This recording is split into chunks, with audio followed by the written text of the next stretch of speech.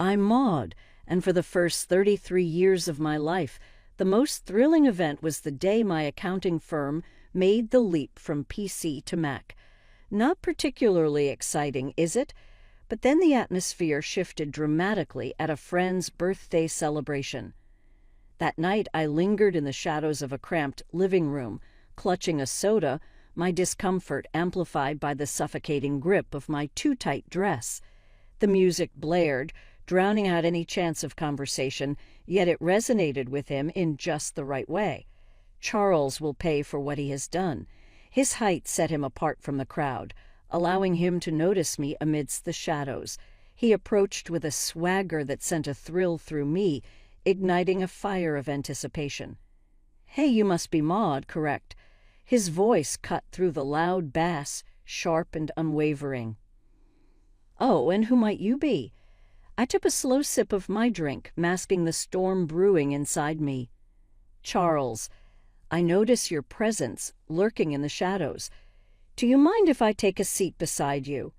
He lingered in silence, his presence heavy beside me, as if the air crackled with unspoken intentions. "Not at all," I replied, my voice barely cutting through the deafening pop anthem that filled the air. "So, Maud, what brings you to this dark gathering tonight?" he asked, leaning in with a glint of curiosity in his eyes. His tone carried a nonchalant air, yet his gaze burned with a fierce intensity. "Only here to mark the occasion of Jessica's birthday. Do you recognize her?" "A long time has passed. Crossed paths with her during our college days. She relentlessly extends her invitations, as if unaware of the storm brewing beneath the surface. I suppose I have no choice, do I?" We laughed, and it felt like a trap, deceptively simple. "I understand. She is my colleague. She's quite difficult to refuse, an accountant, isn't she?" She brought it up. He nodded, a knowing glint in his eye, as if the truth had been whispered to him long ago. "That's right. Numbers are my game," I said, even though I normally found nothing funny about spreadsheets. "Sounds fantastic." He grinned, and I had no idea if he was mocking me or not. "Oh, quite sure. In the accounting field, everything is wild parties and big stakes." We laughed once again, and I relaxed, speaking to someone sincerely interested in what I had to say. It was novel, thrilling, and a little frightening. Nodding towards the backyard, he said, "You want to grab some air?" I nodded, appreciative of a quiet escape. Outside, the chilly air was welcome. "What then is a guy like you doing in a place like this?" I asked, attempting to project more confidence than I felt. "I suppose just looking for some fun, and maybe someone cool to hang out with," he remarked, grinning to cause his eyes to crease at the corners. We covered everything and nothing, movies, books we liked, how he was into graphic design, but stuck in a corporate job he didn't love.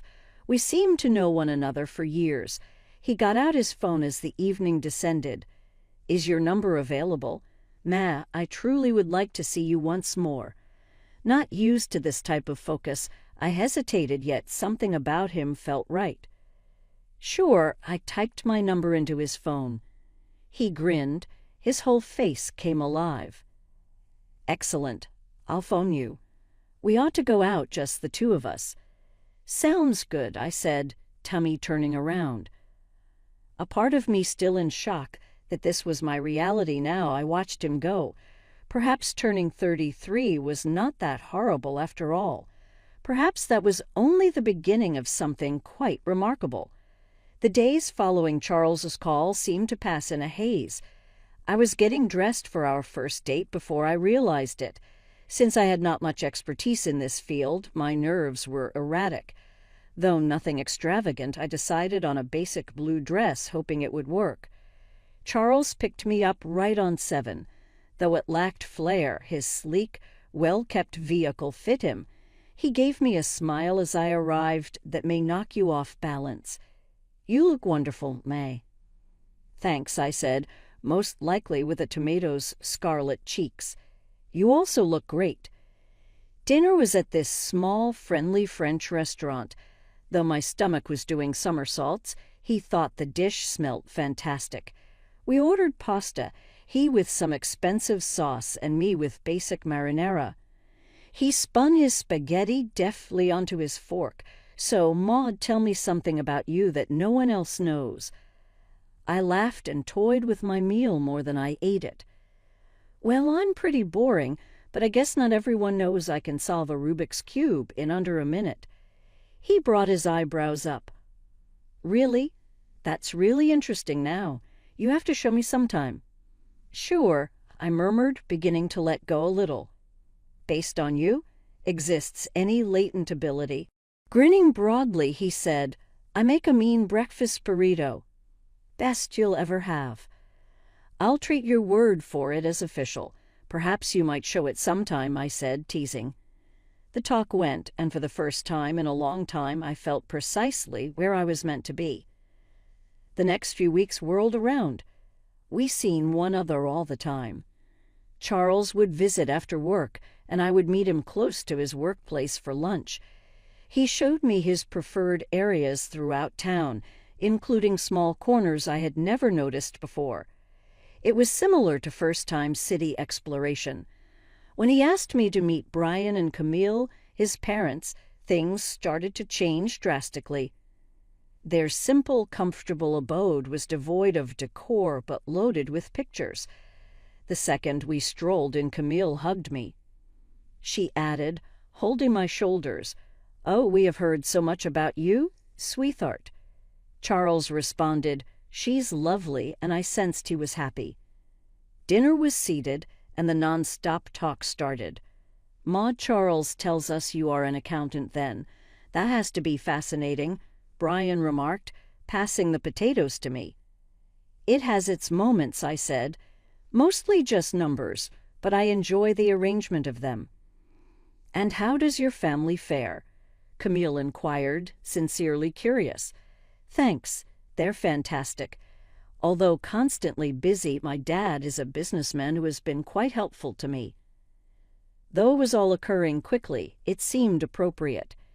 Everything in my life seemed to have been building towards this conference. Charles felt like someone at last noticed me for who I was, not just any average Jane accountant. A few months into our whirlpool affair, one evening we were strolling down the riverfront. It looked much like a postcard as the city lights bounced off the ocean. "Maud, I've been thinking," he said, halting to turn around. "Yes?" My heart beginning to race, I asked. "I object to waiting any more. Though I understand this is quick, will you marry me?"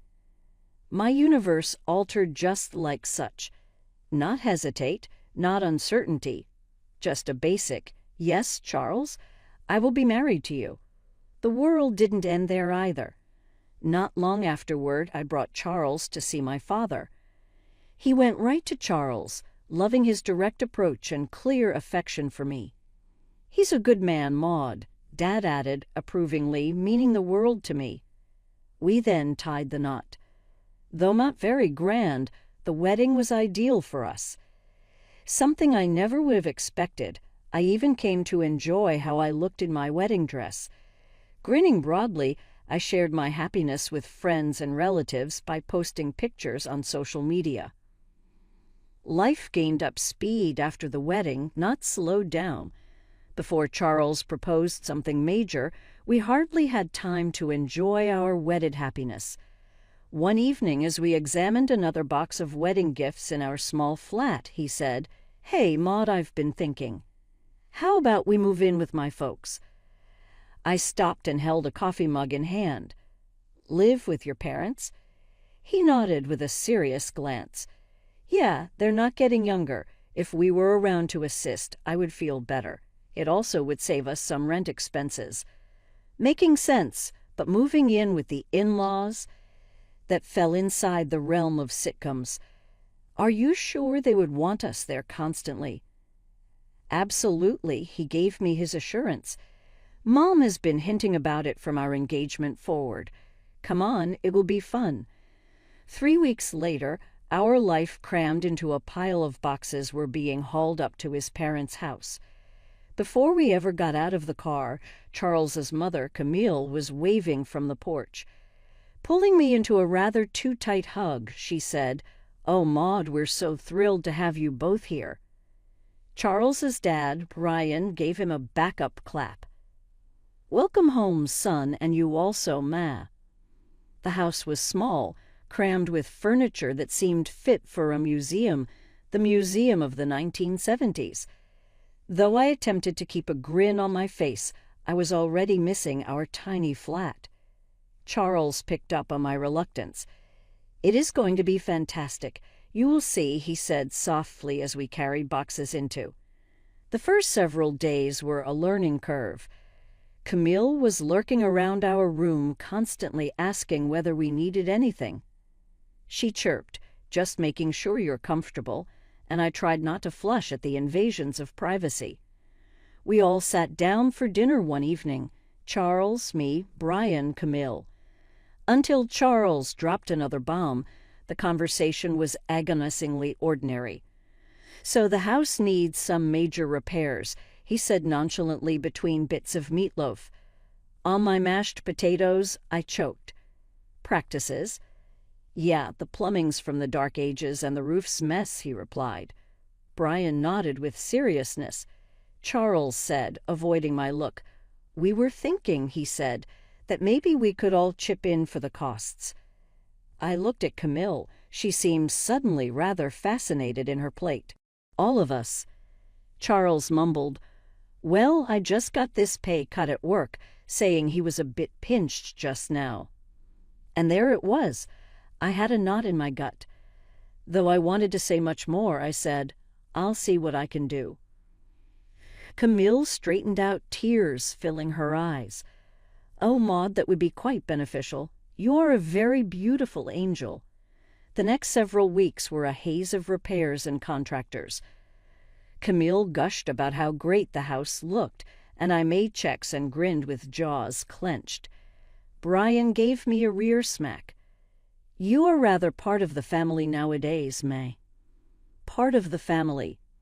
True, the one who covers all expenses. After yet another round of costly improvements, one especially taxing day left me very exhausted. Weary, I dropped on our bed. Charles dropped in to sit next to me. He sounded nearly real when he said, "Thanks for handling all this, Maud." "It's fine," I said, fixed on the ceiling. I simply hadn't realized how much it would be. He put his hand on mine. "All of it will be worthwhile, right? This is for our future." Our future? I repeated, not sure whose future we were creating anymore. Laying there and listening to Charles's consistent breathing, I started to question whether moving in was the best choice. But going back now is not possible. I had to see it through in this great depth, whatever the cost. The house looked fantastic following the renovations, almost as though something from a magazine. Though I was under financial pressure, I felt a little proud gazing about. To commemorate, just the four of us, we decided to have a modest dinner party. That is the moment everything unexpectedly changed. Camille quieted us out of the blue as we were in the middle of dinner, laughing and storytelling. The room seemed weighty all of a sudden. Her eyes went wet as she turned first from Brian to us. Her voice faltering, "We need to tell you both something important," she added. Charles and I cast glances at one another. "What is happening?" I asked, my tummy getting tight. Brian let a long breath. "The house is mortgaged, quite heavily indebted. Should we fail to pay off the loan in 3 months, the bank may take $300,000 away." My fork dropped on my dish. "Who? You imply that all the repairs we recently paid for." Camille began to wither. "After the repairs and everything, there's just no way. We were embarrassed and thought we could manage it." I thought I was in a terrible dream. All the money, all the work, for a house that was hardly even safe. "What then are you saying right now?" My voice sharpened more than I had meant. Charles began, his eyes avoiding mine. "Well," he said, "I was hoping maybe, Maud, you could talk to your father." "Are you honest?" I snapped, my voice getting higher. "Ask my dad for $300,000? Charles argued. "It's just, after his help, the house would be secure for us, for our future." Camille's crying got louder, and I started to feel like the villain in this insane scenario. "Please, Ma, our house here is for decades. We have lived in this house." Though the weeping and the pleas sapped me, I was enraged. "I'll think about it," I said at last, caught. I phoned my dad the following day, gingerly outlining the circumstances. He agreed to help, surprising me only on one condition. "I'll give the money, Maud, but only with a formal agreement, a receipt," my father said. "I want all of this recorded." Charles wasn't happy when I told him about his dad's illness. Why must it be so official? Surely he could simply trust us. "This is $300,000, Charles. It's a lot of money, and he's just being cautious," I said, sensing the gulf separating us widen. "He'll get his paperwork," Charles said, obviously irritated. The money was moved, and the paperwork was compiled. Constantly thanking me, Camille and Brian were relieved. But between Charles and myself, the air had altered. Coldness not before experienced existed here. Tragic events happened just as I felt my life could not get any darker. Suddenly, "Maud, it's your Kayla" at signs.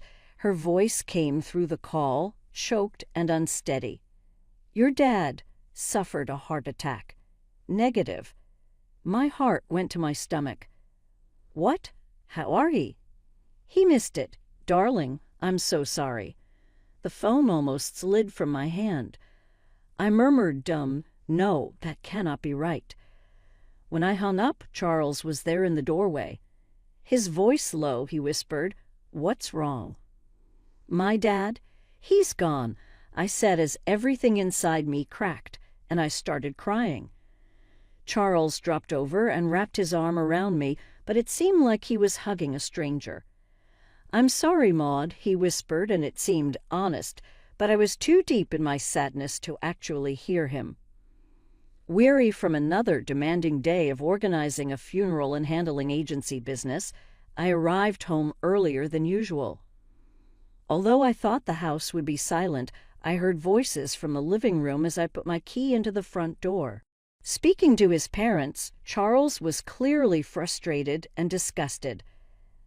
"I cannot continue to do this. Living with her makes me nuts. She is just too much," Charles grumbled.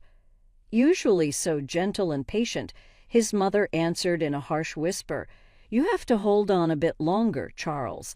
About those receipts, we have to decide what to do. They were there in your father-in-law.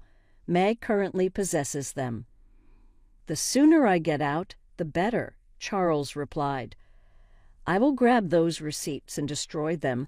Then I will start all over again with that rich beauty I told you about." Charles spoke with cold, deliberate clarity. I got a cold running down my back. I was grieving my father here, and the people I thought I could rely on were conspiring behind my rear. I came to see the family I lived with was not the loving family I had hoped for. Rather, they considered me as a means of solving their money problems. Shock blended with wrath, but I knew I had to cool off.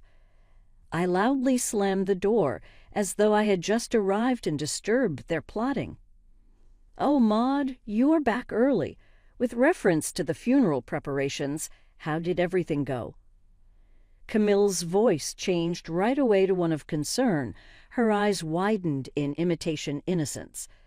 I started to smile, my tummy rolling over. "Everything is starting to come together. I appreciate you posing this question." I could see the fleeting looks they exchanged as I spoke, their faces a mask of false concern. Knowing their actual color, my skin crawled. But I understood exposing my cards would not be beneficial today. I have to exercise smart thinking. I had to guard what was rightfully mine and maybe even pursue some punishment for their dishonesty. The funeral was austere, the air thick with loss and whispered sympathies. But the actual colors of the family I married into started to show as the ceremony came to an end, and we headed back to Charles's parents' house. Charles changed while we assembled in the living room drinking lukewarm coffee. His generally friendly exterior fell apart to expose something darker. Laughing coldly, he turned directly towards me and dropped the bomb. "Maud, pack your belongings. You have to get away. Right now I have someone else under me, someone better." His remarks ought to have felt like a slap. I feigned shock, but before I could reply, Camille interrupted with a snarky chuckle. "We have just enough of you, sweetheart. We merely put up with you for your money."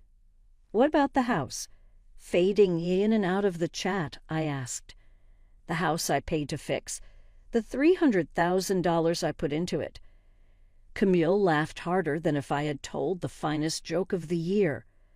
"Oh, sweetheart, we own this house. You're nothing here." The smile of Charles became wider. "And those receipts you really take great satisfaction in? Located them in your dad's house and torched them. They have disappeared. I let them assume they had prevailed for a brief period. Then, though, I couldn't help it. I started laughing, not sure what I was reacting to. Their teeth wavered. "Why do you find yourself laughing? What's so humorous?" Charles inquired. Still laughing, I dabbed at a tear in my eye. "You three are so pitiful. You believe you to be quite clever. The receipts you threw away, they resembled copies. Safe with my lawyer are the actual ones. Their faces looked to have lost color." The haughtiness of Charles became panic. "You cannot prove anything," he said hesitantly. "I can, and I will," I shot back, my voice solid and strong. "Right now I want my money returned, every one of them. Alternatively, my next call will be to the police."